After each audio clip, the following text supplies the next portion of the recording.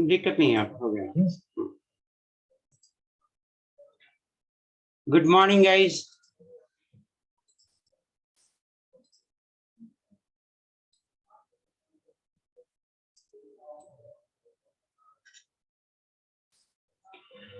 Good morning everyone. I hope आप सभी अच्छे हो गए।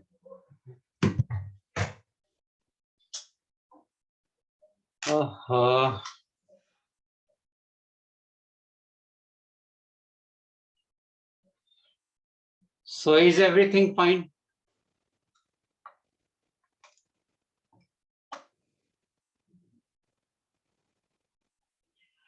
ओके, दो तीन डाउट आए हैं मेरे पास, तो अपन उसको देख लेते हैं। दो तीन डाउट आए हैं तो उसको जल्दी से देख के आगे बढ़ जाते हैं। O2 तो हमने करा दिया, अब लास्ट बचा हुआ है और वो है S2। तो S2 आपका होमवर्क रह जाएगा, तो होमवर्क मैं लिख देता हूं।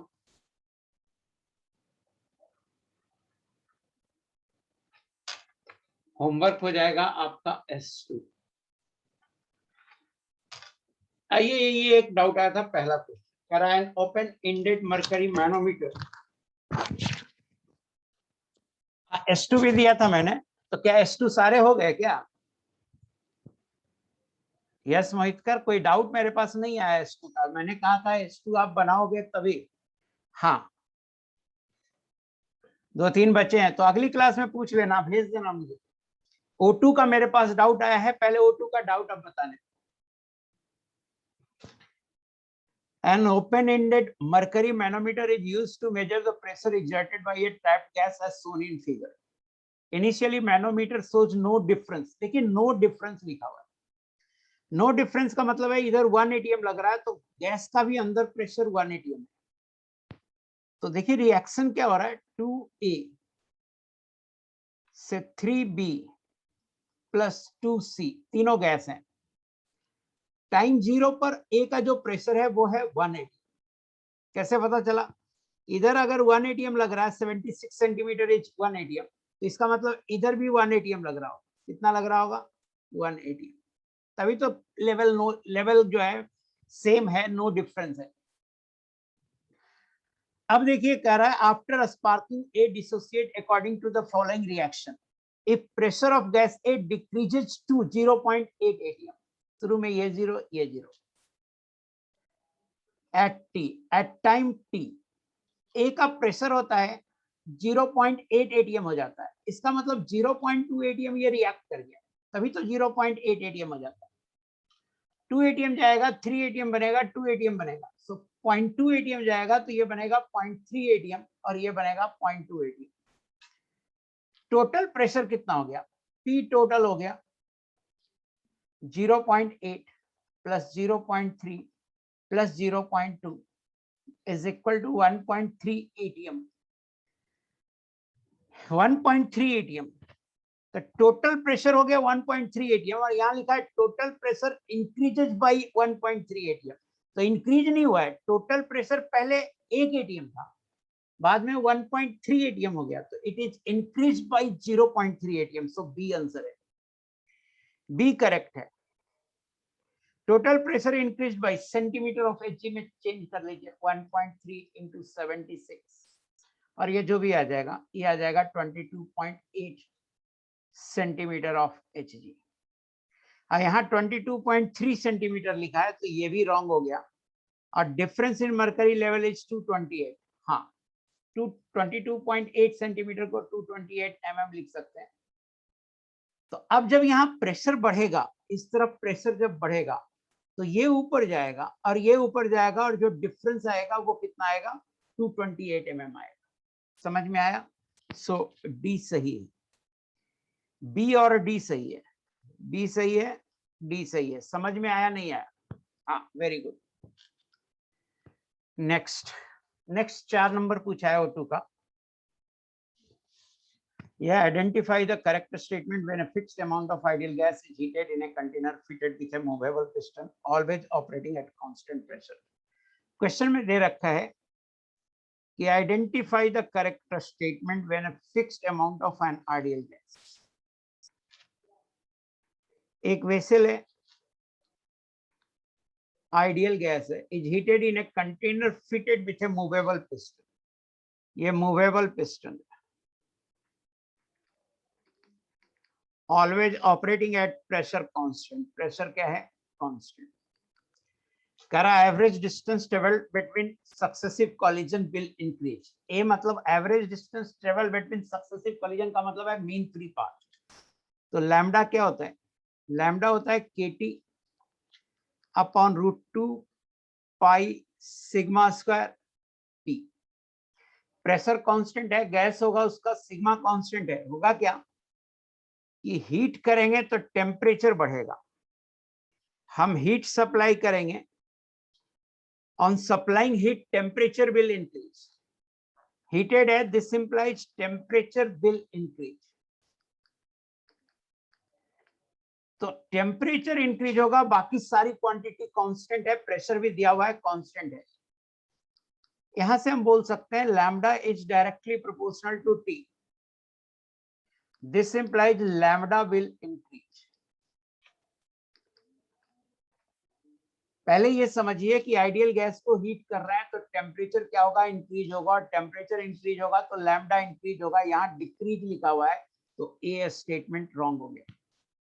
ये स्टेटमेंट समझ में आया नहीं आया ये बताइए।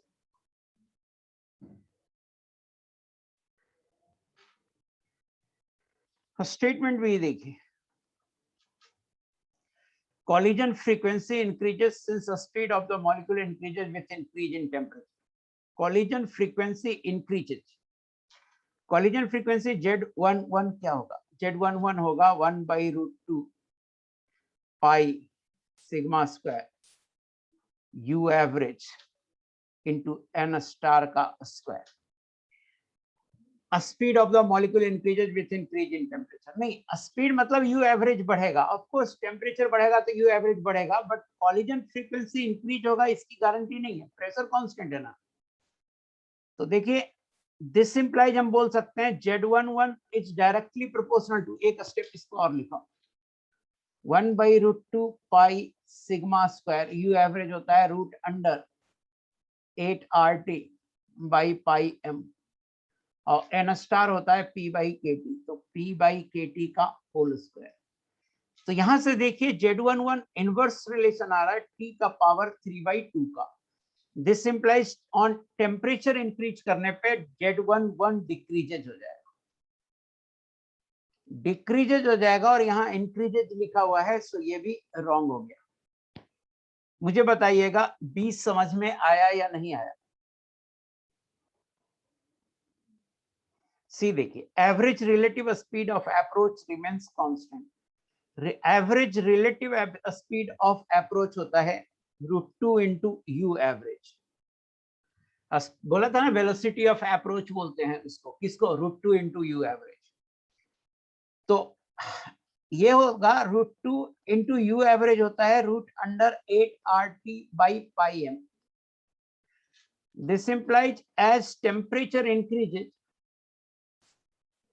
average relative speed of approach increases। Average relative speed होता है √2 इंटू यू एवरेज, तो ये रिमेन्स अनअफेक्टेड लिखा है, तो ये भी रॉन्ग हो गया।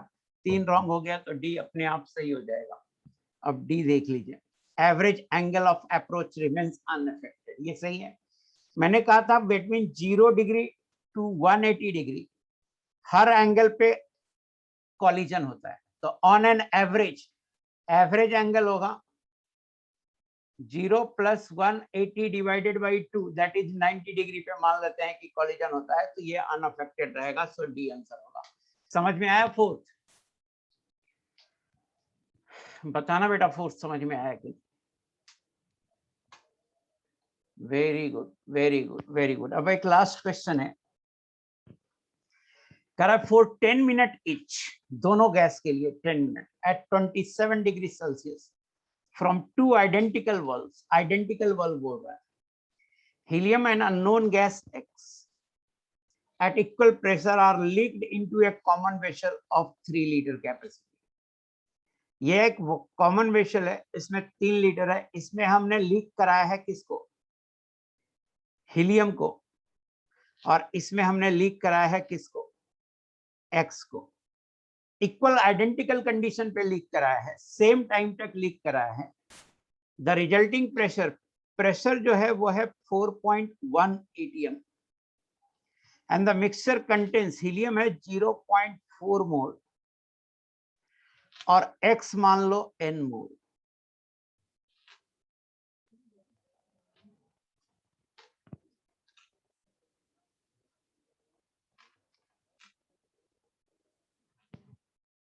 X को मान लो N मोल। तो हम जानते हैं कि rate of diffusion of helium upon rate of diffusion of X under identical condition होगा root under molar mass of X upon molar mass of helium. Rate of diffusion होता है मोल्स डिफ्यूज्ड अपॉन टाइम। तो helium का 0.4 मोल diffuse हुआ है और X का मान लेते हैं N मोल डिफ्यूज हुआ है, और टाइम सेम है, 10 मिनट दोनों है, तो टाइम कैंसिल हो जाएगा। ये बराबर होगा root under molar mass of X upon molar mass of helium होता है 4। इसको 1 कर लीजिए। अगर हम N निकाल लें तो मेरा काम हो जाएगा, और N निकालने के लिए PV बराबर nRT लगा दीजिए। प्रेशर है 4.1, वॉल्यूम है 3, N है जाएगा 0.4 plus N into 0.0821 into temperature है 300, और 0.4 प्लस N बराबर हो जाएगा बेटा 3 4 3 12 12.3, और ये आता है 24.6। ये आ जाएगा 0.5 और स्मॉल n हो जाएगा 0.1। नंबर ऑफ मोल्स आ गया 0.1, यहां रख दीजिए। देयरफॉर फ्रॉम 1 0.4 अपॉन 0.1 बराबर root under molar mass of X upon 4, और 16 बराबर molar mass of X by 4। This implies molar mass of X is 64। 64 answer है बेटा। समझ में आ गया? बोलना। किसने पूछा था? यस मोहित करने, किसने पूछा था? ये तीनों सवाल किसी ने पूछा था मुझसे, पता नहीं किसने पूछा था। वरुण मालवीय ने। हाँ बेटा समझ में आ गया, Varun Malviya. Yes, very good. अब आपको आगे पढ़ाते हैं।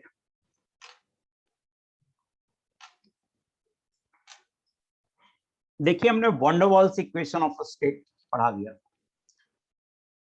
Ideal gas, sorry real gas. अब रियल गैस पढ़ा रहे,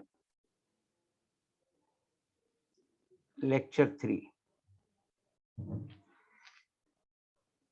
देखिए हम पढ़ा रहे हैं सिग्निफिकेंस ऑफ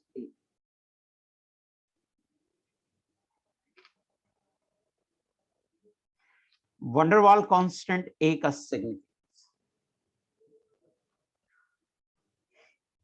तो van der Waals equation of a state क्या था? P plus a by VM square into VM minus b is equal to RT। ये था van der Waals equation of state, था ना? ए का क्या सिग्निफिकेंस होगा? ए का क्या सिग्निफिकेंस होगा? तो पहले तो देखते हैं कि ए क्या रिप्रेजेंट करता है, वही सिग्निफिकेंस होगा। तो एक बोलते हैं a is the measure of force of attraction between the gas molecules. ये लाइन एकदम याद रखिए। A is the measure of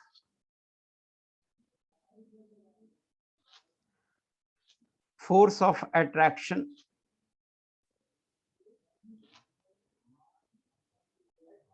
between the gas molecules. A is the measure of force of attraction between the gas molecules.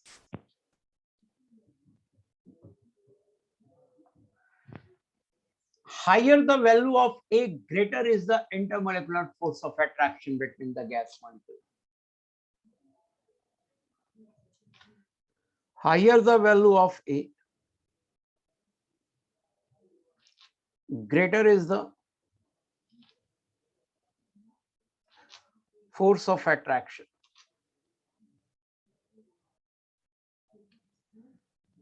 Between the gas molecule.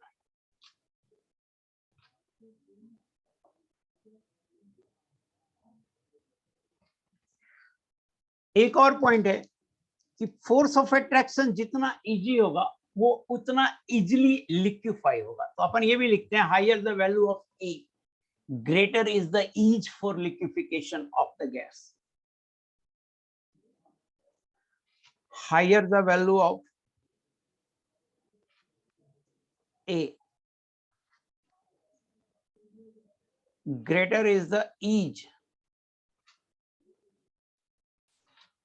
for liquefaction of gas.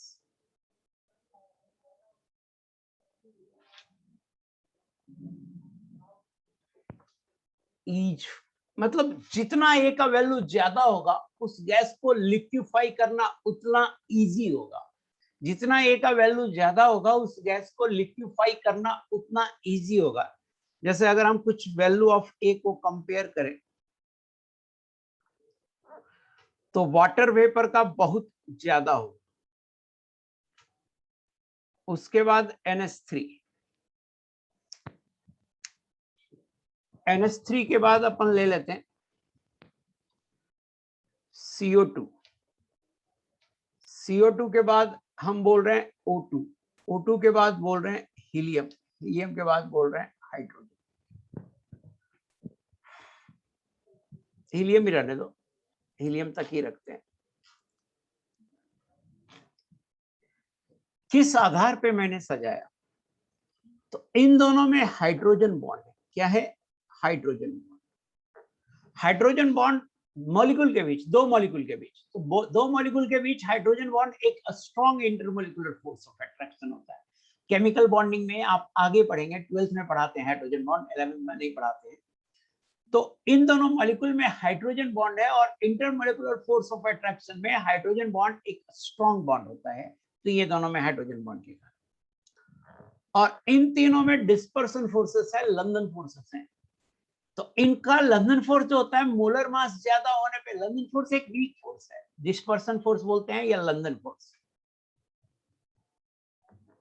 London और dispersion forces. तो London forces या dispersion forces सब में होता है। In fact London forces in पांचों में है, बट लंदन फोर्सेस और ये डायरेक्टली प्रोपोर्शनल होता है मोलर मास के, कि मोलर मास जितना ज्यादा होगा लंदन फोर्स उतना ज्यादा होगा। बट लंदन फोर्स से स्ट्रॉन्गर होता है, मच स्ट्रॉन्गर होता है हाइड्रोजन बॉन्ड। तो देखिए लंदन फोर्स इन पांचों में है और हाइड्रोजन बॉन्ड इन दोनों में।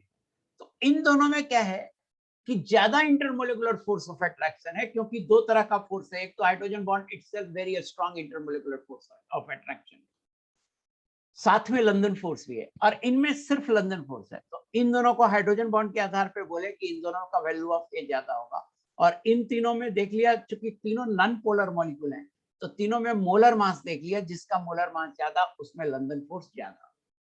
कहिएगा सर H2 और अमोनिया में कैसे देखा? तो एक तो ऐसे भी देख सकते हैं कि रूम टेम्परेचर पर अमोनिया गैस है और वाटर लिक्विड है, इसका मतलब वाटर में इंटरमोलिकुलर फोर्स ऑफ अट्रैक्शन ज्यादा है। सिंपल सा ऐसे देख सकते हैं। दूसरा है कि वाटर के अंदर पर molecule of water 2 hydrogen bond है, जबकि अमोनिया के अंदर पर molecule of ammonia only 1 hydrogen bond है। तो इसीलिए इसमें degree of hydrogen bond water में ज्यादा है। सो वाटर का intermolecular force of attraction ammonia से ज्यादा है। कुछ समझ में आया? तो ईज ऑफ लिक्विफिकेशन भी वही होगा, ईज ऑफ लिक्विफिकेशन।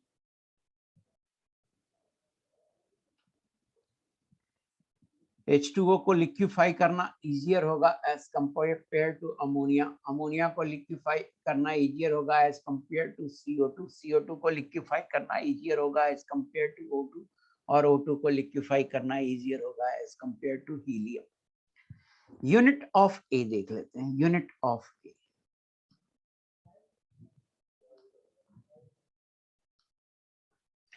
अगर आप यूनिट ऑफ ए देखें तो ए बाई वीएम स्क्वायर का यूनिट होना चाहिए एटीएम, क्योंकि प्रेशर में जोड़े। अब वीएम होता है वॉल्यूम पर मोल, दिस इंप्लाइज ए का यूनिट होगा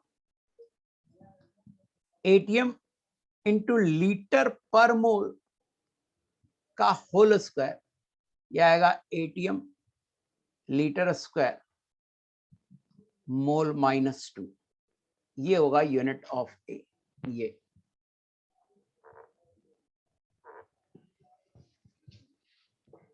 ऐसा यूनिट क्या होगा? ऐसा यूनिट ऑफ ए क्या होगा? तो ऐसा यूनिट ऑफ ए देखिए, एटीएम को लिख सकते हैं न्यूटन बाई मीटर स्क्वायर, और लीटर को लिख सकते हैं मीटर क्यूब, और लीटर स्क्वायर है तो मीटर का पावर 6 इंटू मोल का पावर -2, ये हो जाएगा न्यूटन मीटर 4 मोल -2, ये होगा ऐसा यूनिट। या इसको लिख सकते हैं न्यूटन इंटू मीटर को जूल लिख सकते हैं, तो जूल मीटर क्यूब मोल -2, ये भी ऐसा यूनिट है। मुझे बताइएगा ए का यूनिट समझ में आया कि नहीं? एटीएम में, न्यूटन मीटर में, जूल में। Very good, very good. देखिए सिग्निफिकेंस ऑफ बी।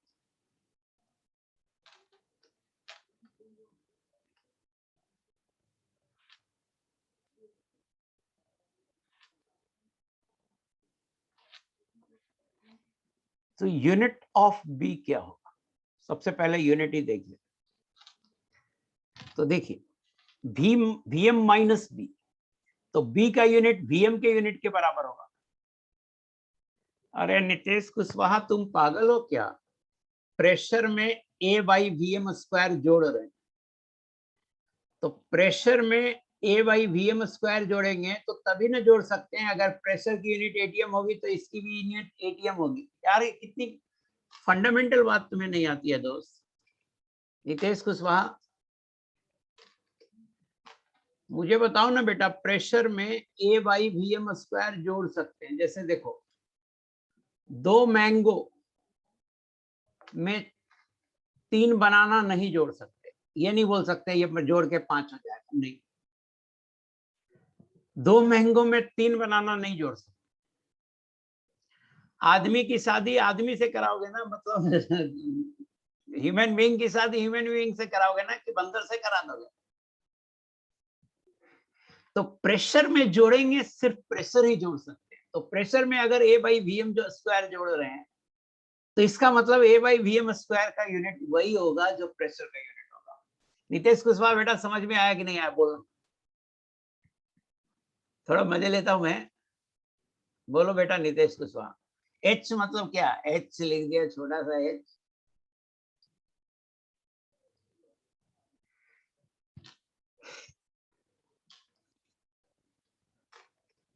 बंदर से मत करा दो आदमी के साथ। आदमी में आदमी जोड़ेंगे, बंदर में बंदर जोड़ेंगे। यूनिट ऑफ बी, बी का यूनिट क्या होगा? तो बी का यूनिट वही होगा जो वीएम होगा, जो वीएम का यूनिट होगा। तो वीएम का यूनिट क्या होता है भाई? मोलर वॉल्यूम है, वीएम का यूनिट होगा लीटर पर मोल। ऐसा यूनिट क्या होगा?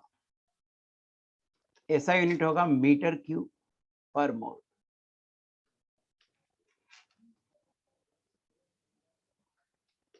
B represents size of the gas molecule.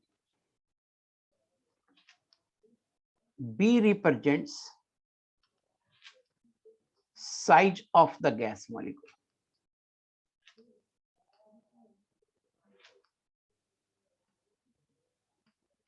Higher the value of B, greater is the size.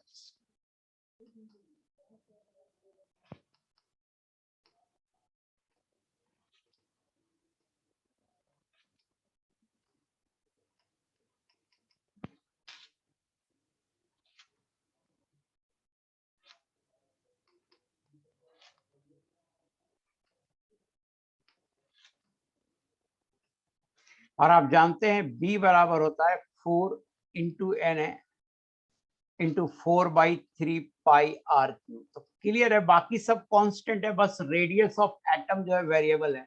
तो अगर बी ज्यादा होगा तो आर ज्यादा होगा, और आर ज्यादा होगा तो साइज ज्यादा होगा। आई होप कि आपको समझ में आ गया होगा।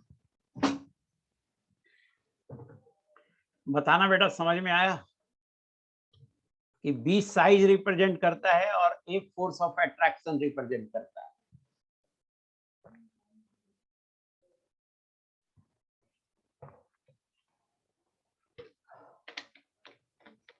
अब देखिए कि क्या सभी रियल गैस के लिए wonder Waals equation of a state लग जाएगा? तो नहीं। Van der Waals equation of a state is also not valid for real gas at all pressure and temperature, but it is valid for real gas for a wider range of pressure and temperature as compared to ideal gas.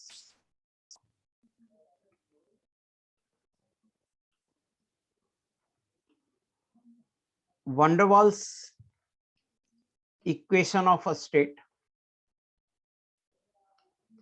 is also not valid for real gas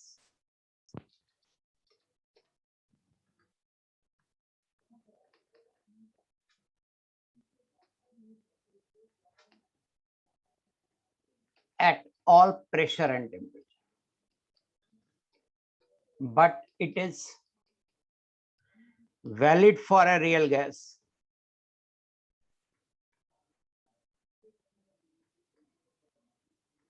for a wider range of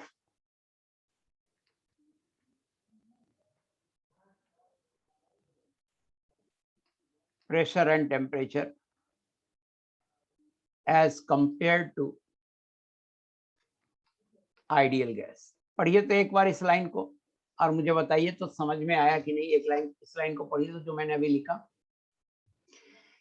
कि van der Waals equation of a state is also not valid for real gas at all pressure and temperature. Van der Waals equation of a state सभी pressure and temperature पर real gas के लिए valid नहीं है, but यह real gas के लिए valid है for a wider range of pressure and temperature as compare to ideal gas. जैसे आइडियल, देखिए रियल गैस के लिए आइडियल गैस इक्वेशन भी वैलिड होता है, but at very low pressure and high temperature. उसी तरह से रियल गैस के लिए वंडर वाल भी वैलिड होगा, बट थोड़े से रियल से ज्यादा लंबे, ज्यादा बड़े रेंज के प्रेशर टेम्परेचर के लिए, बट सभी प्रेशर टेम्परेचर पर वैलिड नहीं होगा। मुझे बताना ये जो लाइन लिखा हूं ये समझ में आया या नहीं आया?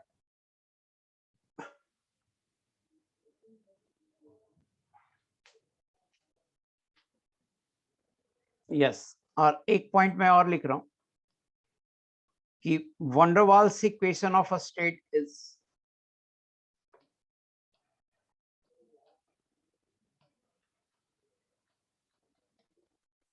प्रेशर एक्सप्लिसिट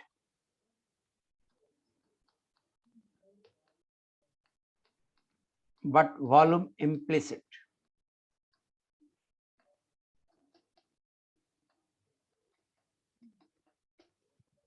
यहां मैंने दो टर्म लिखा है, एक्सप्लिसिट एंड इम्प्लिसिट। इसी का मतलब समझा रहा हूं कि y is equal to function of x लिखा, मीन्स ये एक एक्सप्लिसिट फंक्शन है। y को सिर्फ फंक्शन ऑफ x के टर्म में लिख रहे हैं, y को सिर्फ फंक्शन ऑफ x के टर्म में लिख रहे हैं। तो जैसे van der Waals equation of a state क्या है, p plus a by v M square into we m minus b is equal to R T. यह है wonder Waals equation of the state. आप यहां से प्रेशर निकाल सकते, प्रेशर होगा R T divided by we m minus b minus a by v M square. Pressure easily निकाल सकते। तो आप देखो, आपने वंडर वाल को लिख दिया pressure as a function of molar volume temperature लिख दिया। Pressure as a function of molar volume and temperature लिख दिया, उसमें अंदर में कहीं प्रेशर टर्म नहीं, pressure as a function of volume and temperature लिख दिया, मींस प्रेशर एक्सप्लिसिट हो गया। लेकिन अगर आप चाहेंगे कि वॉल्यूम वीएम को as a function of pressure and temperature लिख दें, तो नहीं लिख पाइएगा, नहीं लिख पाइएगा। ऐसे आप वीएम निकाल के लिखने की कोशिश करो, लिख ही नहीं पाएंगे। चूंकि नहीं लिख पाएंगे, जिसका मतलब हो गया वॉल्यूम इम्प्लिसिट, वॉल्यूम इम्प्लिसिट। और इसे यहां लिख दिया तो इसे बोलेंगे प्रेशर एक्सप्लिसिट। मुझे बताना समझ में आया explicit function and implicit function? Clear, very good. अब साइंटिस्ट ने अपना इक्वेशन दे दिया, वंडरवाल ने अपना इक्वेशन दे दिया, तो बाकी साइंटिस्ट का ए वंडरवाल इधर आ। नहीं, फॉर वॉल्यूम क्वाड्रेटिक आता तब तो एक्सप्रेस कर देते बेटा वरुण मालवीय। वॉल्यूम में क्यूबिक आ रहा है, क्वाड्रेटिक नहीं आ रहा है, वॉल्यूम में क्यूबिक आ रहा है। देखो ना, वीएम मल्टीप्लाइड भी तो है, तो चूंकि वॉल्यूम में क्यूबिक आ रहा है इसलिए हम इसे एक्सप्रेस नहीं कर पाएंगे। क्वाड्रेटिक होता तब तो एक्सप्रेस कर देते, क्वाड्रेटिक का रूट का फॉर्मूला होता है। अब बाकी साइंटिस्ट ने वंडरवाल को बुलाया कि ए वंडरवाल इधर आ, तू बता कि तेरा ये इक्वेशन सही है। वंडरवाल बोला हाँ सही है। यार तू सही है तो तू एक्सपेरिमेंट किया है कभी? कहाँ हम किए हैं। कैसा आता है एक्सपेरिमेंट से ग्राफ, कैसा आया था जरा जेड वर्सेस टी का बताओ तो वंडरवाल कहा इतनी छोटी सी बात पूछोगे तुम मुझसे? जेड वर्सेस टी का एक्सपेरिमेंट करने के बाद ही तो हम इक्वेशन लाए हैं। ऐसा आया था, ऐसा आया था। हर गैस का लो प्रेशर में जेड लेस देन 1 आया था और हाई प्रेशर में जेड ग्रेटर देन 1 आया था। कहा ऐसा आया था ना? हाँ बोला ऐसा आया था। तो तुम अपने इक्वेशन से लाके दिखाओ तो कि ऐसा आ रहा है। कहा ऐसी बात, अभी लाके दिखाता हूं। तो है वेरिफिकेशन ऑफ वंडरवाल्स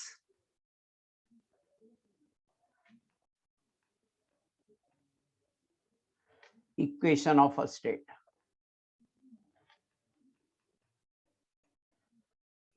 तो वंडरवाल ने कहा देखो मैं वेरीफाई करता हूं अपने इक्वेशन ऑफ अ स्टेट को, तुम देखते जाना। केस 1 कहा व्हेन प्रेशर टेंड्स टू 0,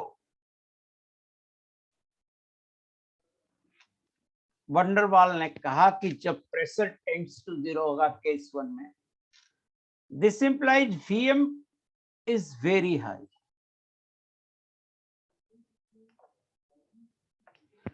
और जब Vm वेरी हाई होगा तो A by Vm square tends to 0 हो जाएगा and Vm minus b is almost equal to Vm हो जाएगा, क्योंकि Vm की वैल्यू वेरी हाई है। Since P plus A by Vm square into Vm minus b is equal to RT होता है कहाँ? और प्रेशर जब टेंड्स टू 0 होगा तो इस टर्म को वंडरवाल ने कर दिया 0, वेरी लो प्रेशर। अब P इंटू Vm, इस सेकेंड टर्म को Vm लिख दिया इज इक्वल टू RT, और PVm by RT is equal to 1। This implies Z बराबर 1। कहा देखो जब प्रेशर टेंड्स टू 0 है, यहाँ 0 प्रेशर है, Z1 आता है, मेरा भी Z1 आ गया, तो सही है कि नहीं है? साइंटिस्ट ने कहा अच्छा ठीक है, तुम प्रेशर टेंड्स टू 0 पर तो ये प्रूव कर दिए, जरा लो प्रेशर में दिखाओ तो कि Z लेस देन 1 होगा। वंडरवाल कहा अभी लो, अभी देखो case 2 when pressure is low. यहां पे बोलेंगे when pressure is very low, और यहां बोलेंगे pressure is low. Low pressure पे भी हम कह सकते हैं कि Vm इज हाई, और Vm अगर हाई होगा तो Vm माइनस बी को वंडरवाल ने Vm लिख दिया, लेकिन कहा जब प्रेशर थोड़ा लो रेंज में रहेगा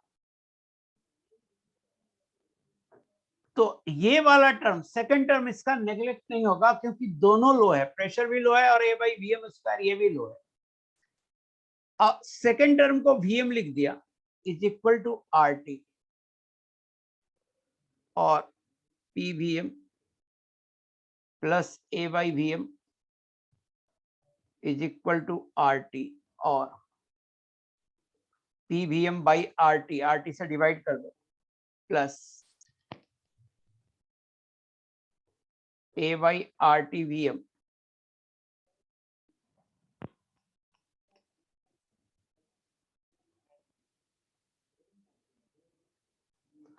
बराबर 1। दिस इम्प्लाइज Z बराबर 1 माइनस A/RT/VM का देखो Z बराबर 1 माइनस A/RT/VM आ गया clearly. Z is less than 1 का देखो वंडरवाल ने कहा देखो बेटा जब प्रेशर टेंड्स टू 0 था तो मैंने Z इक्वल टू 1 ला दिया और प्रेशर लो प्रेशर रीजन में देखो मैंने Z लेस देन 1 ला दिया। पहले इन दोनों में कोई डाउट आ रहा है तो प्लीज पूछ लो केस 1 और केस 2 में।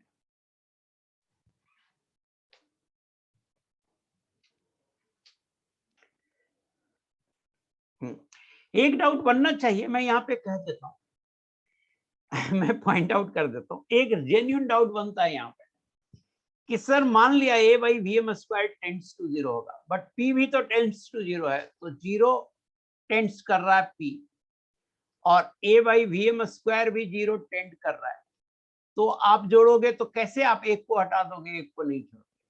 तो ये रिलेटिवली डेटाबेस हो सकता है कि P टेंड्स टू 0 का मतलब मान लो कि 0.1 ATM है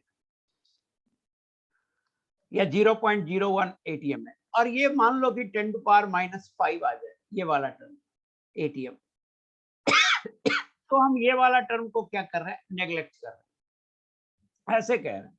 दोनों 0 होने पे दोनों टेंड्स टू 0 होने पे नेग्लेक्ट करने में जरूर दिक्कत होगी मैथमेटिकली, लेकिन हम ऐसे सोचें कि ये डाटा अगर 0.01 है तो ये डाटा 10⁻⁻5 है, मतलब हम इसको नेग्लेक्ट इसलिए कर रहे हैं कि ये वाला डाटा A/VM² वाला डाटा P के डाटा से भी P टेंड्स टू 0 स्टिल उस डाटा से भी और ज्यादा छोटा है, तभी हम इसे नेग्लेक्ट कर रहे हैं।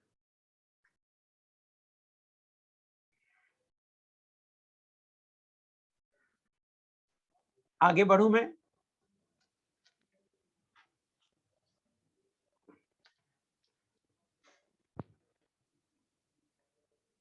आगे बढ़ जाऊं बेटा।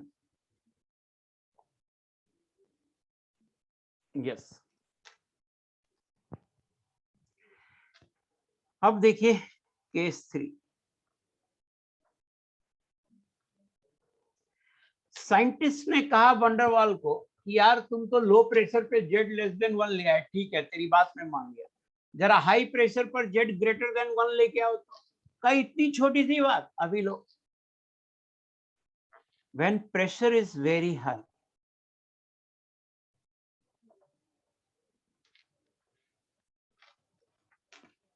तो P plus A/VM², pressure very high होगा, ये वाला P वाला वैल्यू वेरी हाई है होगा, इसको P लिख देंगे। P plus A/VM² very high, क्योंकि P वेरी हाई है तो हम इस क्वांटिटी को P लिख देंगे। अब फॉर्मूला हो जाएगा P into VM minus B is equal to RT और PVM minus PV is equal to RT और PVM by RT minus PV by RT is equal to 1 और Z is equal to 1 plus PV by RT। Van der Waals ने कहा देखो clearly Z is greater than 1। कहा van der Waals ने, तूने कहा था ना कि हाई प्रेशर पर Z ग्रेटर देन 1 ला के दिखाओ, लो ले आए, देखो हाई प्रेशर पर Z ग्रेटर देन 1 ला करके दिखा दिए। अब अदर साइंटिस्ट ने वंडरवॉल से कहा कि यार ठीक है तूने ये कर लिया, लेकिन ऐसा जानते हो हाइड्रोजन हीलियम के लिए तो ग्राफ हमेशा ऐसा आया था, तो हाइड्रोजन हीलियम के लिए ग्राफ हमेशा ऐसा आया था, Z ग्रेटर देन 1 आया था, ये कैसे करोगे हाइड्रोजन हीलियम के लिए? का इतनी छोटी सी बात, लो अभी कर देते हैं। केस 4,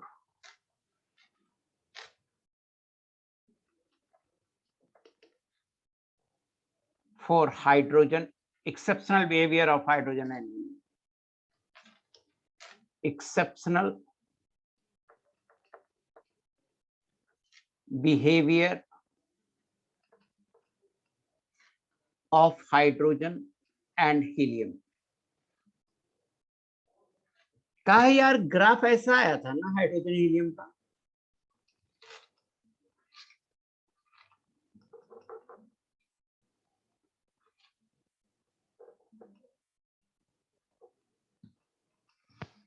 कहाँ ऐसा आया था?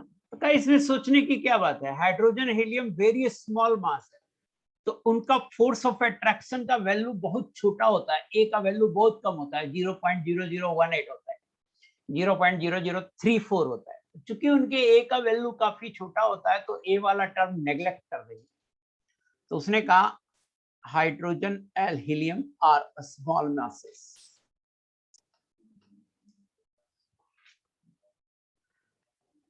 स्मॉल मासेस का मतलब है इनका मोलर मास काफी कम है, therefore their value of A is negligible, it's very small, negligibly small। आज चूंकि A का वैल्यू नेग्लिजिबली स्मॉल है तो P plus A by VM square को ऑलमोस्ट P लिख देंगे। और जब इसे आप ऑलमोस्ट P लिख देंगे तो इसके बाद यही हो जाएगा, यहाँ से जैसे किया P into VM minus B is equal to RT हो जाएगा, और PVM minus PV is equal to RT हो जाएगा, और Z is equal to 1 plus PV by RT हो जाएगा। का देखो हाइड्रोजन हीलियम के लिए Z ऑलवेज क्या आ गया, ग्रेटर देन 1। जैसे मुझे लगता है, जैसे ये याद आ रहा है मुझे, ए का वैल्यू होता है 0.0018। रुक जाओ मेरे पास होगा डेटा।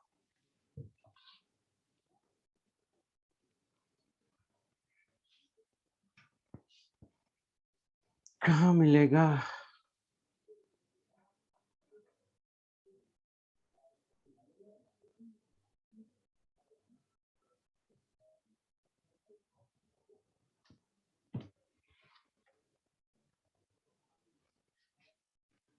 हाइड्रोजन का डाटा नहीं,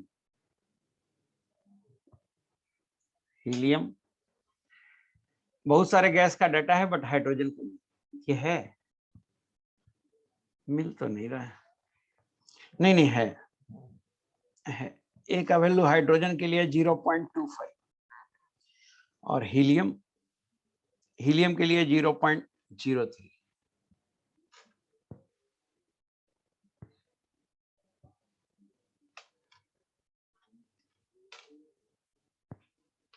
ए का वैल्यू हाइड्रोजन के लिए है 0.25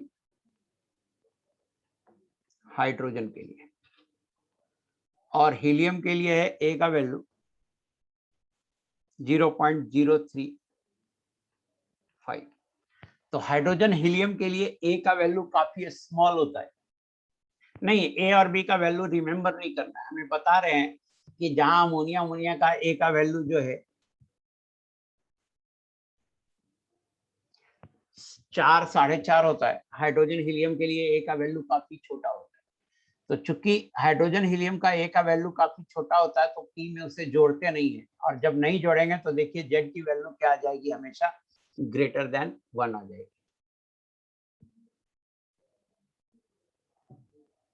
सीट में H2 का 0.024 है, H2 का हाइड्रोजन का 0.024 है। पता नहीं कौन सा वैल्यू देखे हो, मेरे पास जो डेटा लिखा हुआ है उसमें 0.24 लिखा हुआ है ना।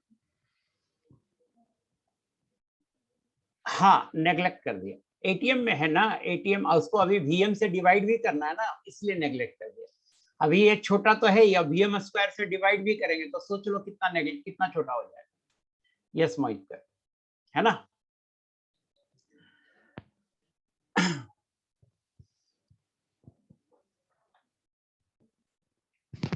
डेटा याद नहीं रखना है तो हो सकता है कि डेटा कहीं पे थोड़ा बहुत गड़बड़ हो, तो डेटा याद रखना नहीं है, केवल ये याद रखना है कि हाइड्रोजन हीलियम का जो वैल्यू है, ए का जो वैल्यू है वो बहुत स्मॉल है। तो एक्सेप्शनल बिहेवियर भी किसने, वंडरवाल ने प्रूफ कर दिया। एक्सेप्शनल बिहेवियर जो है हाइड्रोजन हीलियम का वो भी प्रूफ कर दिया। एक केस और लिया उसने, कहा कि देखो हाई टेम्परेचर पर भी अपन कर देते हैं। Case 5, when temperature is very high,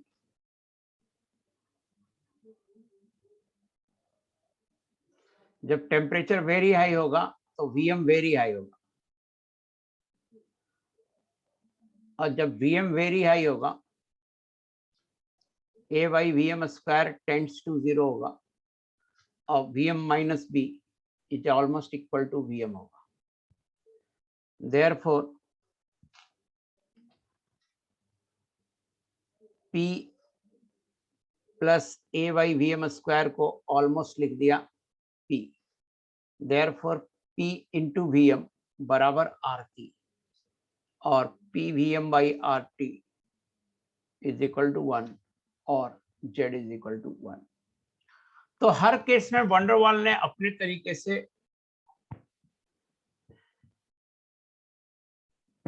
her case में वंडरवाल ने अपने तरीके से, यार एक बात, यस मोहित कर क्या लिख रहे हो सर, हीलियम का तो मोलर मास ज्यादा है तो ए भी उसी का ज्यादा होगा ना।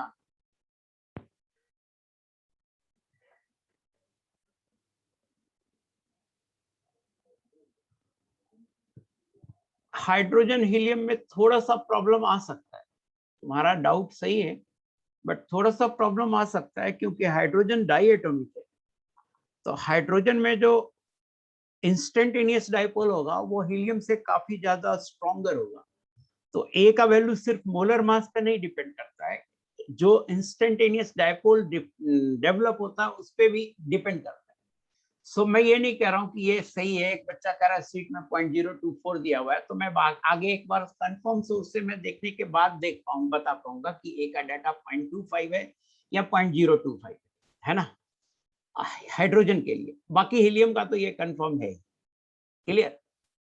डाटा मेरा भी कोई रिलायबल सोर्स से ही लिख रहा हूँ, उसमें जो लिखा हुआ है, मैं तो पहले ही बोला कि मैं देख के लिखा हूँ। तो हाइड्रोजन चूंकि डायटोमिक है तो इसका इंस्टेंटेनियस डाइपोल कुछ अलग हो सकता है, जिसके कारण इसका intermolecular force of attraction helium से ज्यादा हो सकता है, हम ये नहीं कह रहे। फिर भी मैं आपको एक बार कंफर्म कर रहा हूँ कि एक बार और रिलायबल सोर्स से, एक बार और एक दो जगह से मैं डेटा को कंफर्म कर लूंगा, फिर आपको बताऊंगा। क्लियर? नेक्स्ट क्लास में बोल दूंगा कौन सा डेटा सही है। दो जगह डेटा एक ही चीज का, दो जगह डेटा अलग अलग लिखा हुआ मिलेगा तो थोड़ा कंफ्यूजन तो होगा ना, तो थोड़ा और ज्यादा कंफर्म सोर्स से देख लूंगा इस डाटा को। तो 5 केसेस लिए, और पांचों केसेस में जो एक्सपेरिमेंटल वैल्यूज था, जो एक्सपेरिमेंटल ग्राफ आया था, वंडरवाल ने कोशिश किया कि मेरा इक्वेशन उस ग्राफ में फिट हो जाए, और मोस्टली थोड़ा बहुत एजम्पशन लेते हुए उन्होंने फिट कर दिया। तो इसीलिए मैं कह रहा हूं कि van der Waals equation of a state is valid for real gas for a wider range of pressure and temperature as compare to ideal gas. मेरी बात समझ में आई नहीं है? आइए अब कुछ क्वेश्चन कर लेते हैं। पहले कुछ क्वेश्चन करेंगे तभी अब आगे बढ़ेंगे।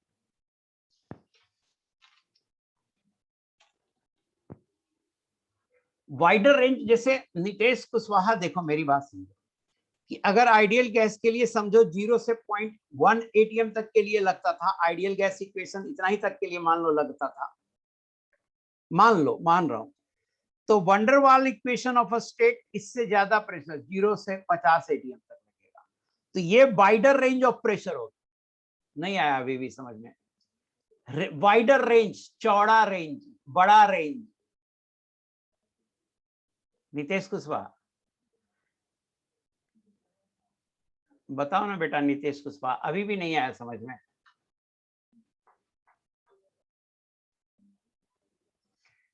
यार आइडियल हैज नो लिमिट, क्या पूछ रहे हो? कुछ नहीं समझ में आ रहा है मुझे, क्या पूछ रहे हो? ऊपर लिख दिया वाइडर रेंज, नीचे लिख दिया आइडियल हैज नो लिमिट, मुझे नहीं कुछ समझ में आ रहा। नितेश कुशवाहा अपना क्वेश्चन अच्छे से टाइप करो।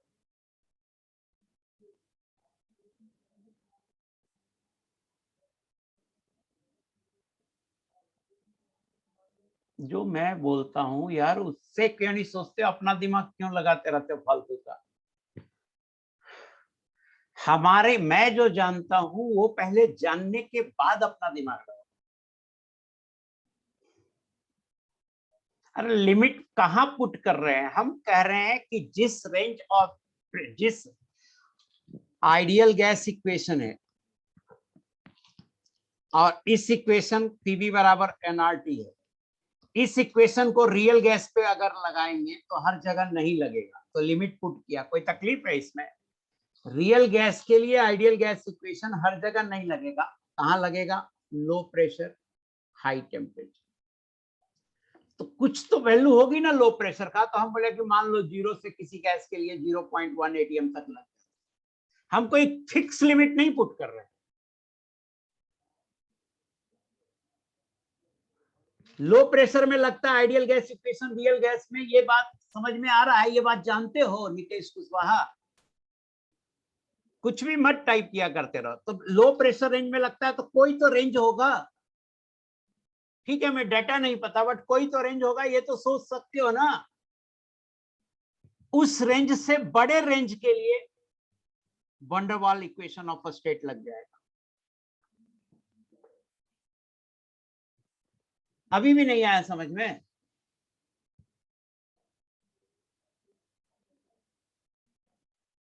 नितेश कुशवाहा को ना लिखने दो यार, पता नहीं अपना दिमाग क्या लगाता रहता है, हमको समझ में नहीं आता है। जो मैं बोलता हूँ वो क्यों नहीं समझते? फिर से बोल रहा हूँ, फिर से देखो, रियल गैस है, real gas ideal gas equation को फॉलो करता है लो प्रेशर पे हाई टेम्परेचर पे। तो इस लो प्रेशर का कोई तो रेंज होगा ना। कोई तो, हम नहीं कोई रेंज बताया नहीं हूं मैं क्लास, हर गैस के लिए अलग अलग कुछ होगा हर कंडीशन, बट कोई तो रेंज होगा ना। उस रेंज से बड़े रेंज पर इस रियल गैस के लिए वंडरवाल्स इक्वेशन ऑफ अ स्टेट लग जाएगा। मैं ये बोला। अब फिर से बताना समझ में आया कि नहीं?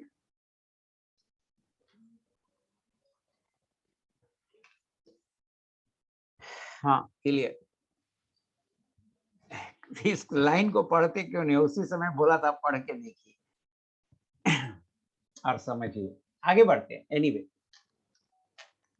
ब्लॉक कर दूंगा फिर मैं, तुम लोग ऐसे ही कभी भी कुछ भी लिखते रहोगे तो फिर ब्लॉक कर दूंगा मैं। आइए, एक आईआईटी 2001 में क्वेश्चन आया है, वो वहां से स्टार्ट करते हैं। बहुत ब्यूटीफुल क्वेश्चन है। अगर क्वेश्चन में मुझे एक चीज बताइए कि अगर क्वेश्चन में कहता है कि फोर्स ऑफ अट्रैक्शन नेग्लिजिबल है तो क्या क्वांटिटी जीरो लेंगे, ये बताइए। अगर क्वेश्चन में कहता है कि फोर्स ऑफ अट्रैक्शन नेग्लिजिबल है तो कौन सी क्वांटिटी जीरो लेंगे? वेरी गुड सोनुजा, ए जीरो लेंगे। और अगर क्वेश्चन में कहता है कि size of the gas molecule is negligible तो कौन सी क्वांटिटी जीरो लेंगे? बी जीरो लेंगे। Very good. अब एक क्वेश्चन करते हैं।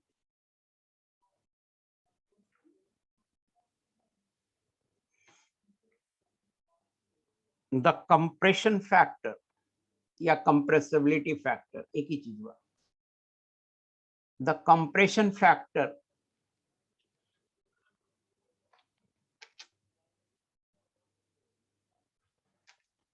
for 1 mole of a van der Waal gas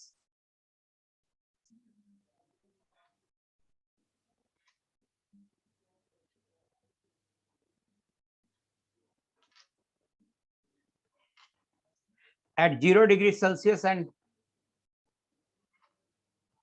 100 atm pressure is found to be 0.5. Assuming that volume of a gas molecule is negligible.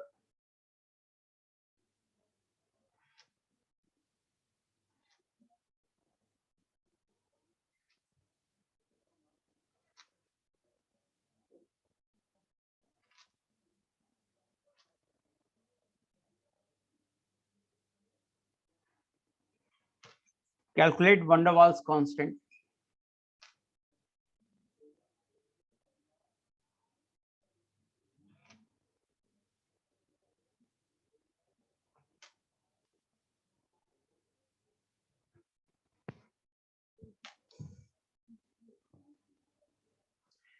सो देखिए 1 मोल है, n बराबर 1 हो गया। टेम्परेचर है 0 डिग्री सेल्सियस मतलब 273 केल्विन। प्रेशर है 100 atm और Z का वैल्यू है 0.5। Assuming that volume of the gas molecule is negligible. इसका क्या मतलब है? ये जो लिखा है assuming that volume of the gas molecule is negligible, इसका क्या मतलब है बोलिए? V0 या B0? B0, वेरी गुड, आप सही लिख रहे हैं। B बराबर 0,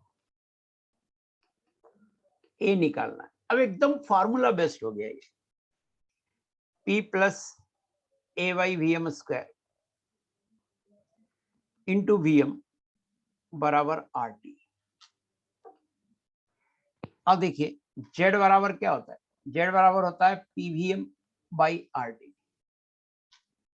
दिस इंप्लाइज 0.5 बराबर प्रेशर है 100 into VM।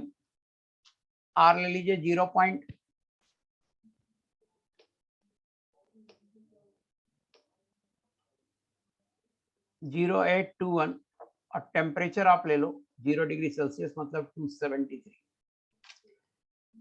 This implies VM बराबर हो जाएगा 0.5 इंटू 22.4 अपॉन 100 और ये आ जाएगा 11.2 बाई 100 0.112 लीटर।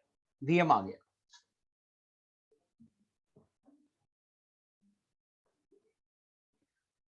सो यहां से देखिए अब P प्रेशर है 100, A बाई VM है 0.112 का होल स्क्वायर इंटू 0.112 बराबर 0.0821 इंटू 273 और 100 प्लस A बाई 0.112 का whole square, this is equal to 22.4 upon 0.112 और ये आ जाएगा 200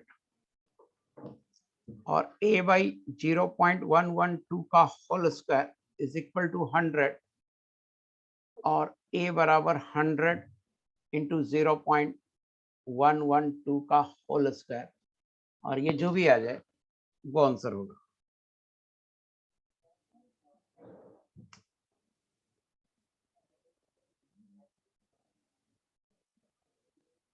ये आ रहा है 1.25 और यूनिट क्या होगा? तो ATM लीटर स्क्वायर मोल -2। मुझे बताइए समझ में आया कि नहीं आया? बताओ बेटा समझ में आया या नहीं?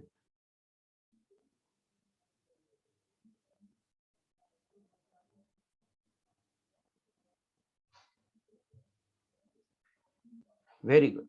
नेक्स्ट क्वेश्चन देखते हैं।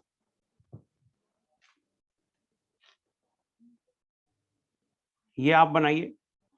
Using van der Waals equation calculate the constant A।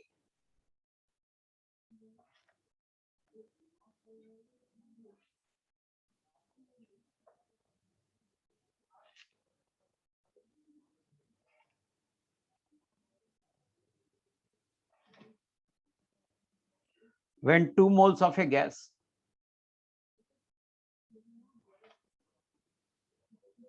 confined in a 4-liter flask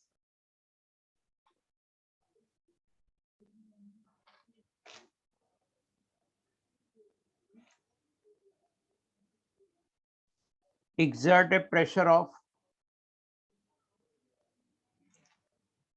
11 atm at a temperature of 300 Kelvin, the value of B is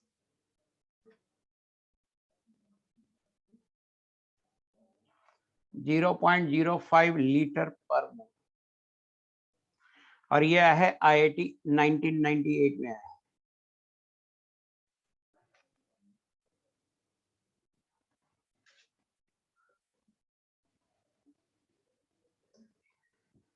तो देखिए 2 मोल गैस है 4 लीटर फ्लास्क में, तो VM होता है V/N 4/2, 2 litre पर मोल। Pressure दिया हुआ है 11 atm। ए आपसे पूछ रहा है टेम्परेचर है 300 केल्विन और बी भी दे रखा है 0.05 लीटर पर मोल। एक फॉर्मूला बेस्ड हो गया। देखिए पिछला क्वेश्चन और ये क्वेश्चन ऑलमोस्ट सेम ही है, पिछले में खाली जेड दे दिया था अलग से, तो एक ही जैसे क्वेश्चन पूछता है। तो लास्ट 10 ईयर के क्वेश्चन तो एकदम आपको एकदम अच्छे से करना चाहिए एग्जाम के पहले। So P plus a by V M square into we m minus b is equal to R T. Pressure है 11 plus a by V M square, a by 2 का स्क्वायर इंटू वीएम।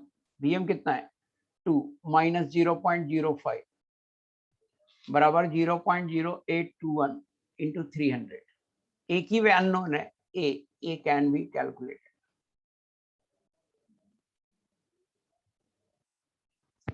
आई hope कि आपको ये भी समझ में आ गया होगा। एक नेक्स्ट क्वेश्चन करते हैं।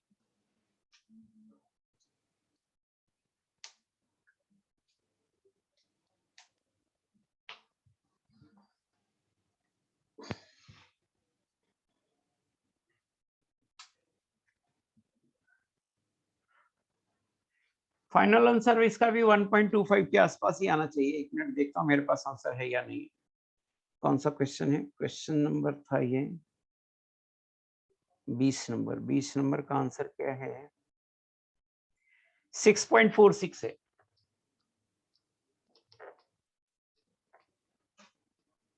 ATM litre square mole minus 2। सही है।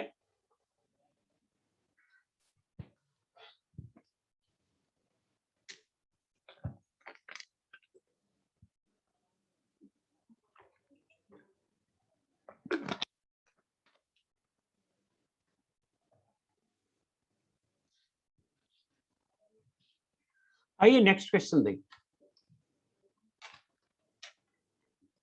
ये भी बहुत ब्यूटीफुल क्वेश्चन है। The density of the vapour of a substance. ये बहुत पहले आया है आईआईटी में, 2002 में आया है। सारे पुराने ही चल रहे हैं। The density of the vapour of a substance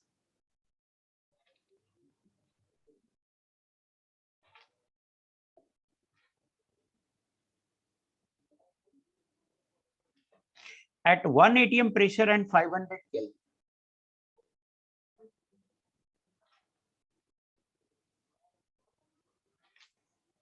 is 0.36 kg per meter. The vapor effuses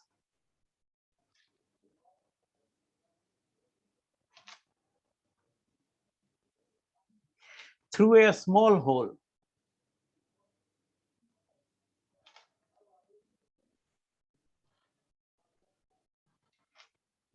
at a rate of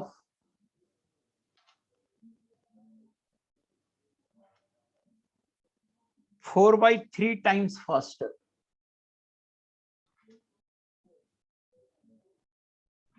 than oxygen under the same condition.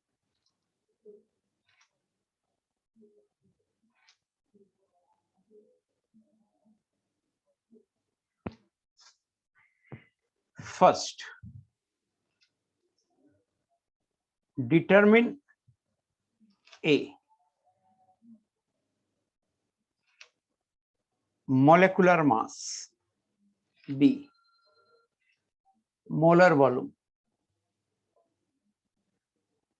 C, Z, D, which forces among the gas molecules are dominating?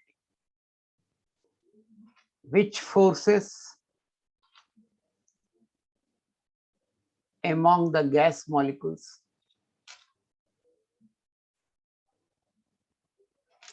are dominating?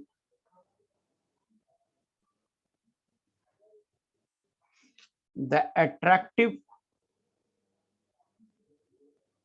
or the repulsive?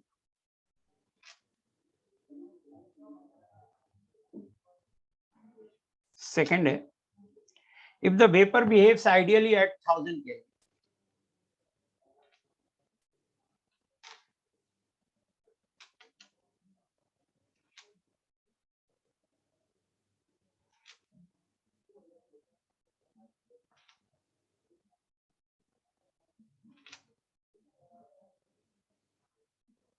determine the average translational kinetic energy of a molecule.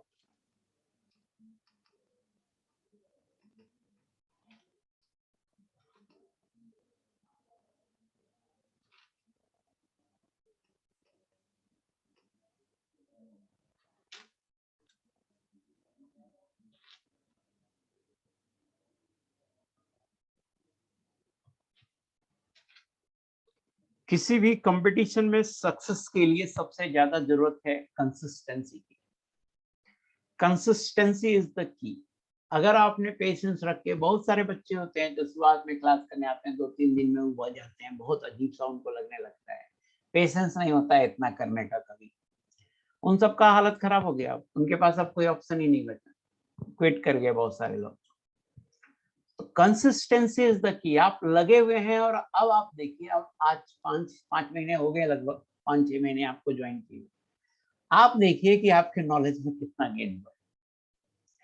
अगर आप उस समय परेशान होकर आप भी अलग हो जाते तो आपका क्या हाल होता। आज देखिए आपको कितना नॉलेज हुआ है, कितनी समझ हुई है सब्जेक्ट, और ऐसा लगातार करते रहेंगे अपने एडवांस के एग्जाम तक तो निश्चित सफलता मिलेगी आपको। Consistency is the key. किसी भी कंपटीशन में सक्सेस के लिए, अच्छे रैंक के लिए थोड़ा सा लग, और बाकी आपका मेहनत है। मेहनत में भी कंसिस्टेंट परफॉर्मेंस होना चाहिए, कंसिस्टेंट हार्ड वर्क। ये भी बहुत ब्यूटीफुल सवाल है, मुझे बहुत अच्छा लगता है, इसलिए मैं लेता हूं इसे। प्रेशर है 1 atm, टेम्परेचर है 500 kelvin,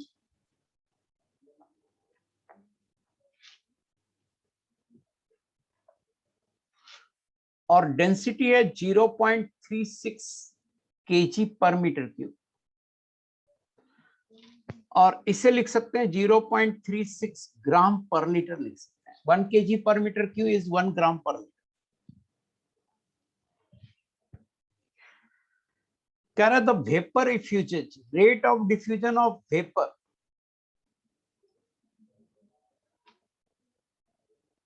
divided by rate of diffusion of oxygen, ये दे रखा है 4/3, और अंडर आइडेंटिकल कंडीशन आपको पता है ये बराबर होगा molar mass of oxygen upon molar mass of vapour, और 16/9 ग्राम ऑफ डिफ्यूजन लगा दिया। This is equal to 32 by molar mass of vapour, और मोलर मास ऑफ वेपर हो जाएगा 18 ग्राम। पहले का तो आंसर ऐसे ही आ गया बेटा, ए का ये आंसर है, ए बन गया। मुझे बताना ए समझ में आया कि नहीं है। Very good. बी बनाते हैं मोलर वॉल्यूम। मोलर वॉल्यूम क्या होता है? मोलर वॉल्यूम होता है, देखिए मोलर वॉल्यूम निकालना है, डेंसिटी दिया हुआ है, डेंसिटी से निकाल लेते हैं। डेंसिटी होता है मास बाई वॉल्यूम,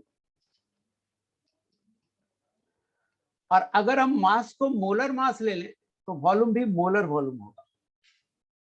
यहां से अपन निकाल सकते हैं मोलर वॉल्यूम, और मोलर वॉल्यूम हो जाएगा मोलर मास बाई डेंसिटी, और मोलर मास है 18 और डेंसिटी है 0.36 ग्राम बराबर 50 लीटर। ये भी आंसर है। मोलर वॉल्यूम हो गया 50 लीटर। जेड निकालने कह रहा है, तो जेड होगा PVM बाई RT। प्रेशर है 1 atm, मोलर वॉल्यूम है 50, आर है 0.0821, और टेम्परेचर है बेटा 500, और ये आ रहा है 1/0.821, ये लगभग 1.2 के आसपास आएगा। 1/0.821 ये आएगा 1.22।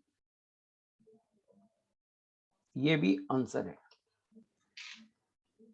कह रहा है विच फोर्सेस अट्रैक्टिव और रिपल्सिव। तो आप देखिए जेड क्या आ गया हमारा, जेड ग्रेटर देन 1 है, so volume of real gas upon volume of ideal gas greater than 1. This implies volume of real gas is greater than volume of ideal gas. दोनों हाथ ऐसे कीजिए, रियल गैस का volume ज्यादा है, दोनों हाथ में क्या हो रहा है, रिपल्सन हो रहा है. This implies repulsive force is dominating. Repulsive force is dominating.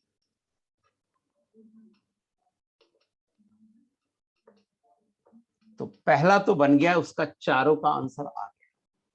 यहां तक समझ में आया, मुझे बताना. अविनेश शर्मा क्या लिखे हो अगेन अगेन नहीं समझ में आया.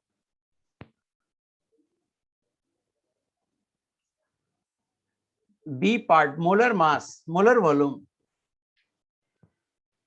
हाँ देखो मोलर वॉल्यूम डेंसिटी होता है ना बेटा, मास बाई वॉल्यूम, है ना. Mass upon number of moles upon volume upon number of moles. Number of moles से ऊपर नीचे डिवाइड कर दिया. तो तुम पढ़े होगे कि नंबर ऑफ मोल्स होता है मास अपॉन मोलर मास. यहां से मोलर मास हो जाएगा mass upon number of moles. तो इसको मोलर मास लिख देंगे और इसको मोलर वॉल्यूम लिख देंगे. अविनेश शर्मा, दिमाग को तेज रखना पड़ेगा. उस समय मैं क्या बोला था कि डेंसिटी होता है मास बाई वॉल्यूम. तो हम ऐसा करते हैं, मास नहीं पता है तो हमने 1 मोल का मास ले लिया मोलर मास, तो हमें वॉल्यूम भी 1 मोल का लेना होगा मोलर वॉल्यूम. तो यही उस समय बोला था कि मास को अगर हम मोलर मास लेंगे तो वॉल्यूम को मोलर वॉल्यूम लेना होगा. ये बोला था मैं उस समय. हाँ क्लियर हो गया, ठीक है. सेकेंड पार्ट भी, if the vapor behaves ideally at 1000 Kelvin, determine the average translational kinetic energy of the molecule. Second part, average translational kinetic energy क्या होता है बेटा?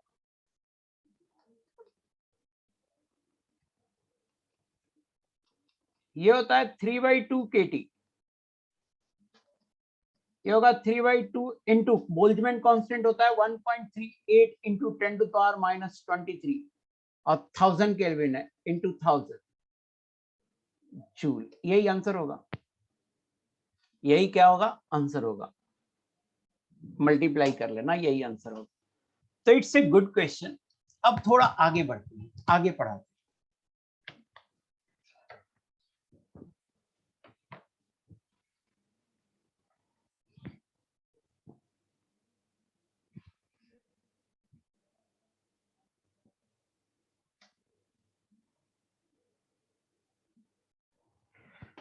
जो next equation of a state है उसका नाम है virial equation of a state. तो अब देखते हैं virial equation of a state. Time कितना है मेरे पास, 15 मिनट पूरे हैं. चलिए अपन करते हैं virial equation of a state.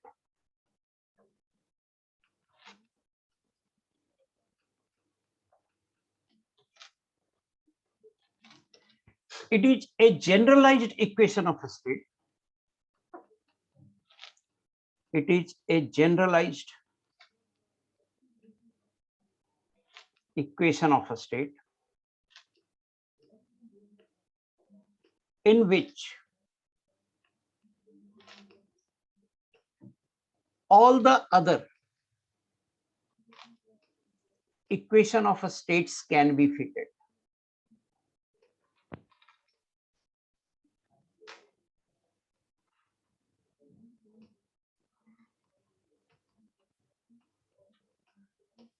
मैंने कहा कि यह एक generalised equation of a state है जिसमें बाकी सभी इक्वेशन ऑफ अ स्टेट को फिट किया जा सकता है.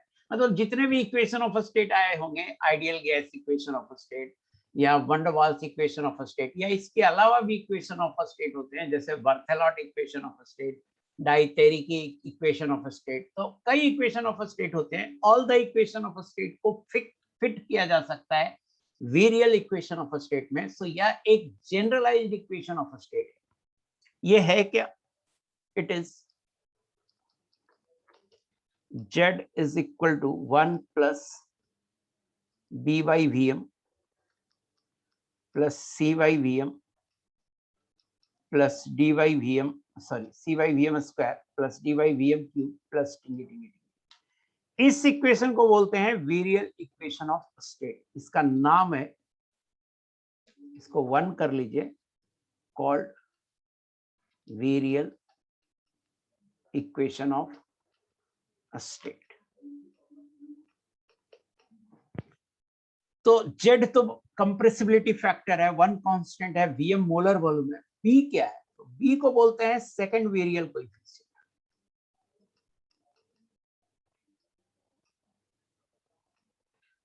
C को बोलते हैं थर्ड वेरियल कोएफिशिएंट, D को बोलते हैं fourth virial coefficient, and so on.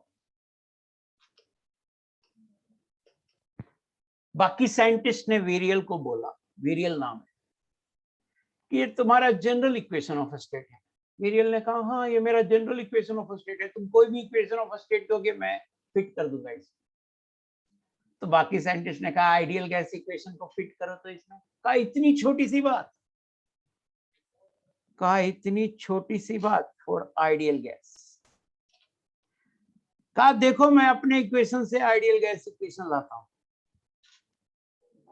कहा अगर आप मेरे इक्वेशन में B बराबर C बराबर D बराबर टिंगी टिंगी टिंगी बराबर 0 कर देंगे, देयरफॉर Z बराबर हो जाएगा 1, और Z होता है PVm/RT बराबर 1। This implies PVm/RT। कहा देखो मैं अपने इक्वेशन से ideal gas equation of state ले आया। मींस अगर आपको वेरियल इक्वेशन ऑफ स्टेट से आइडियल इक्वेशन ऑफ स्टेट लाना है तो उसके सभी coefficient, second third fourth coefficient को 0 करना होगा, ये अपने आप आइडियल इक्वेशन ऑफ स्टेट आ जाएगा। मुझे बताना ये समझ में आया?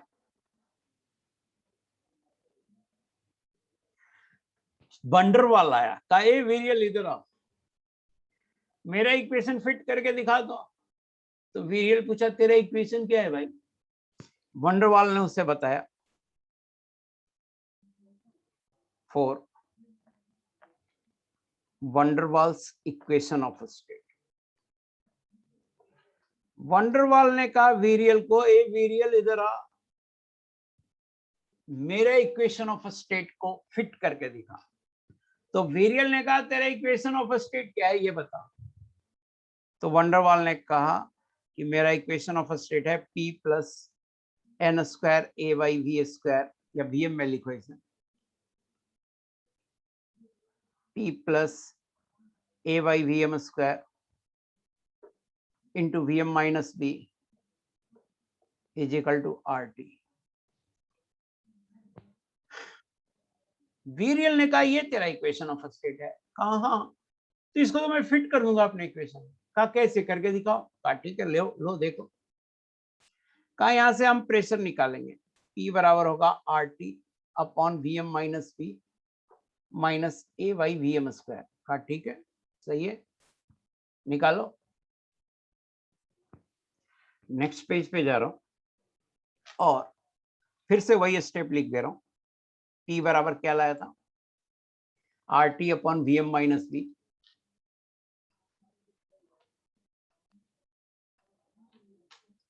Minus a by V M square. Virial ने कहा ये तेरा इक्वेशन है, देखो इसको अपने इक्वेशन जैसा बनाता हूं, रुक जाओ। उसने क्या किया, Vm बाई RT से मल्टीप्लाई कर दिया, multiply both sides by Vm by RT, multiply both sides by Vm by RT। तो जब Vm बाई RT से मल्टीप्लाई करेंगे तो P Vm बाई RT हो जाएगा, ये होगा Vm upon Vm minus b minus a by RT Vm, और P Vm बाई RT को Z लिख दिया। Z बराबर हो गया 1 upon 1 minus b by Vm minus a by R T V M. मुझे बताइए जरा सा कि इनफाइनाइट सीरीज हो अगर, तो उसका समेशन का फॉर्मूला क्या होता है? S infinity. जीपी में हो तो उसका फॉर्मूला क्या होता है एस इंफिनिटी का? ए अपॉन 1 माइनस आर होता है, a upon 1 minus r. Very good, very good. तो इसका मतलब है कि अगर ए अपॉन 1 माइनस आर होता है, जहां ए फर्स्ट टर्म है, सेकेंड टर्म है ए आर, थर्ड टर्म है ए आर स्क्वायर, यही है ना, आर कॉमन रेशियो है, तो ए अपॉन ए 1 माइनस आर ये होता है, सही है नहीं है? Very good. या मुझे एक चीज बताओ, 1 माइनस एक्स का पावर -1, इसका एक्सपेंशन पता है? 1 plus x square plus x cube, ये होता है, ये पता है बेटा? ये नहीं पता, कोई बात नहीं, यही चीज है, ऊपर वाला ही है, ऊपर वाला ही है। तो देखो जरा सा, देखो जरा सा, फर्स्ट टर्म है यहाँ 1 और आर है बी बाई वी एम। तो जब आप इसको, यहां देखना रेड से कर रहा हूं, इसको आप ये लिख देते हैं, तो इसको ये भी लिख सकते हैं, तो वही लिख रहे हैं यहाँ पे, जेड बराबर लिख रहे हैं 1 plus r b by V M plus r square b by we m का whole square plus r cube b cube by V M cube plus टिंगी टिंगी टिंगी minus a by R T V M. मुझे बताना ये समझ में आया? वरुण मालवीय तूने नो लिखा, पहले फिर से बताओ, तब किस चीज के लिए नो लिखा वो नहीं समझ में आया। मुझे बताना, वरुण मालवीय जेड को ये लिख दिया, ये समझ में आया?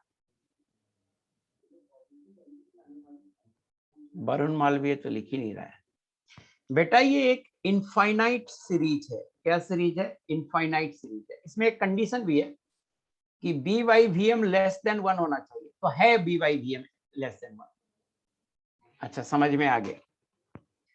तो यह एक इनफाइनाइट सीरीज है, तो इसका समेशन क्या होगा? इसका समेशन होगा ऊपर जो लिखा हुआ है, तो इसका समेशन ऊपर लिख सकते हैं, तो ऊपर वाले को नीचे ऐसे भी तो लिख सकते हैं।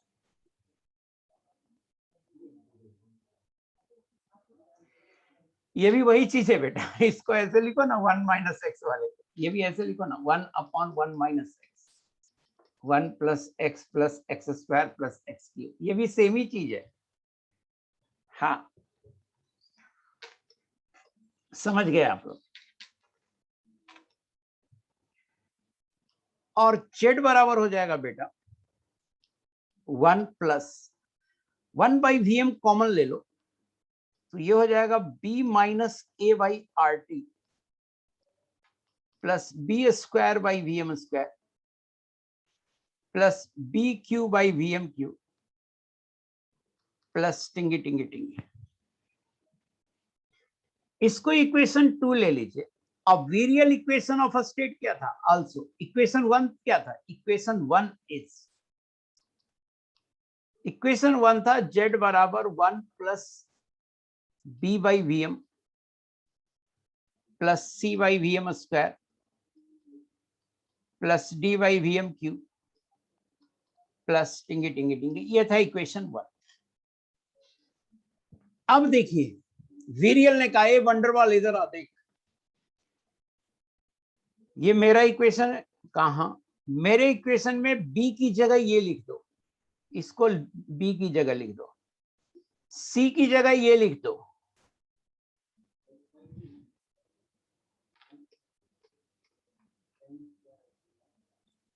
इसको बी लिख दो,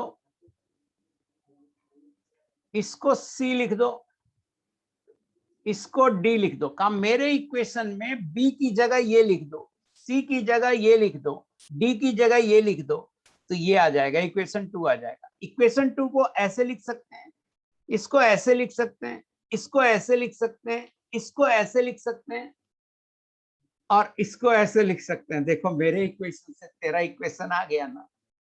कहा हाँ यार तुम तो ले आए। सो देखिए जरा सा, comparing 1 and 2, Comparing 1 and 2, we get b बराबर b minus a by RT, c बराबर b स्क्वायर, d बराबर b Q and so on.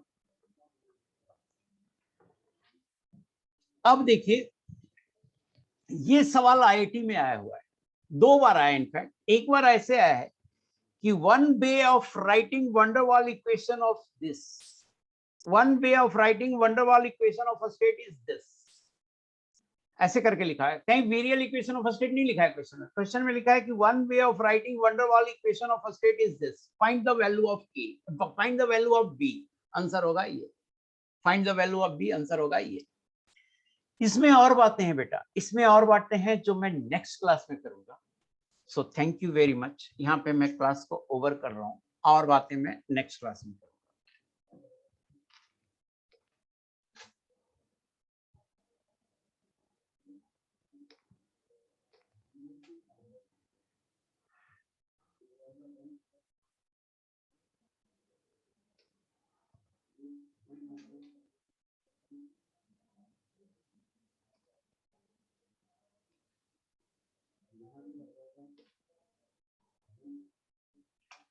समझ में आ रहा है? मुझे बताना आप लोग का क्लियर हो रहा है नहीं आ रहा?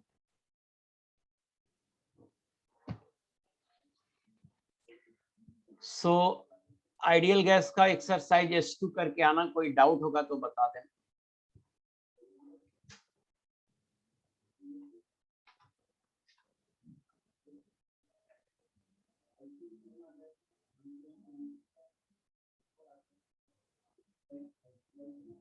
टेस्ट सिलेबस वगैरह आपको लिखा हुआ जो मिलता है वही मेरे पास नहीं आता है, जो आपको लिखा हुआ होता है वही आए बस। कौन सा याद रखने वाला important? Yes you can do race 25, कुछ बस लिक्विफिकेशन वाला अगर कोई क्वेश्चन होगा तो नहीं होगा, नहीं तो बाकी सब हो सकता है। तो रेस 25 आप कर लेना।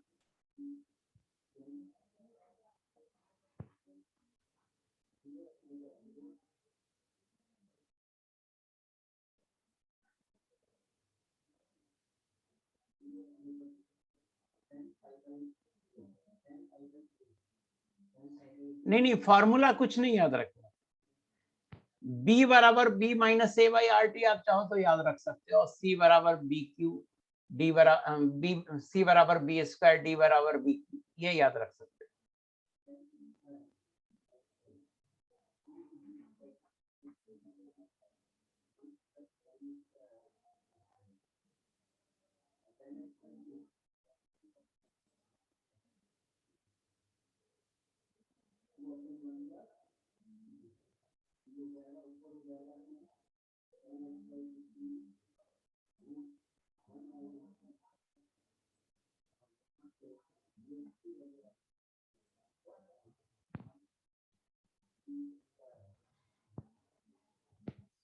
Thank you very much. Bye everyone. Bye.